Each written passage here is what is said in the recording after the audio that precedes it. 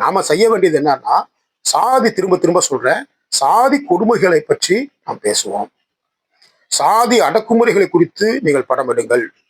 அது எந்த சாதியா இருக்கட்டும், யாரா இருக்கட்டும். அது ரஞ்சித் சாரா இருக்கட்டும், மாரி செல்வராஜ் சாரா இருக்கட்டும், மோகன்ஜியா இருக்கட்டும், யாரா இருக்கட்டும், முத்தையா சாரா இருக்கட்டும், தருண் கோபி சாரா இருக்கட்டும். இது வந்து அவங்க தாராளமா பண்ணுங்க.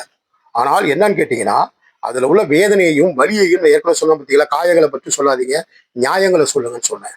அது வந்து ஒரு சாதிக்கான தூக்கி பிடிக்கிற பிரச்சார படமா இருக்கக்கூடாது. இதுதான் என்னுடைய வேண்டுகோள். இதை நீங்க தயவுசெய்து புரிஞ்சுக்கங்க. இதுதான் வந்து என்னுடைய வேண்டுகோள் என்னவென்றால், அடக்குமுறையை பேசுங்கள். அதாவது வந்து நோயினுடைய கொடுமையை பேசுங்கள், நோயை பற்றியே பேசாதீங்க.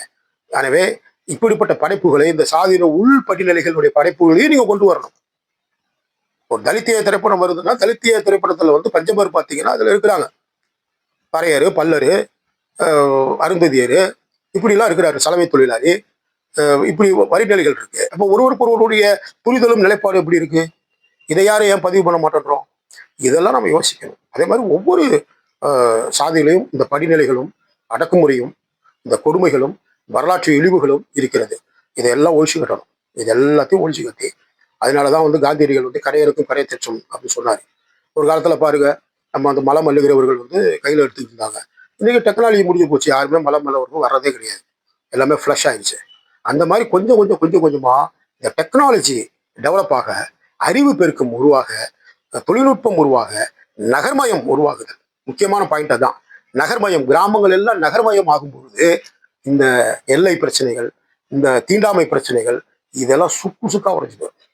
ஒண்ணுமில்லமாயிடும். இதுக்கு காதல் ஒரு பெரிய கருவியாக இருக்கலாம். இன்னைக்கு காதல் இல்லாம எதுவுமே கிடையாது. அதனாலதான் தமிழ் திரைப்படங்கள்ல, உலக திரைப்படங்கள் எல்லாமே இந்த காதலை வந்து ஹைலைட் பண்றாங்க. எனவே அப்படிப்பட்ட ஒரு சிந்தனையில தான் நான் வந்து இந்த லட்சுமி லாரன்ஸ் காதல் கூட எனக்கு அதுதான் உணர்வு வந்தது. அதுல ஒரு ஒரு வேற்றுமையெல்லாம் நம்ம கலைந்து நம்ம எல்லாம் ஒற்றுமையா இருக்கணும். நம்ம எல்லாம் வந்து ஒருத்தருக்குள்ள ஒரு அன்பா இருக்கணும். சக மனிதனை நேசிக்கணும் அப்படின்னு சொன்ன ஒரு படம் தான் என்னுடைய இந்த 5வது படம்.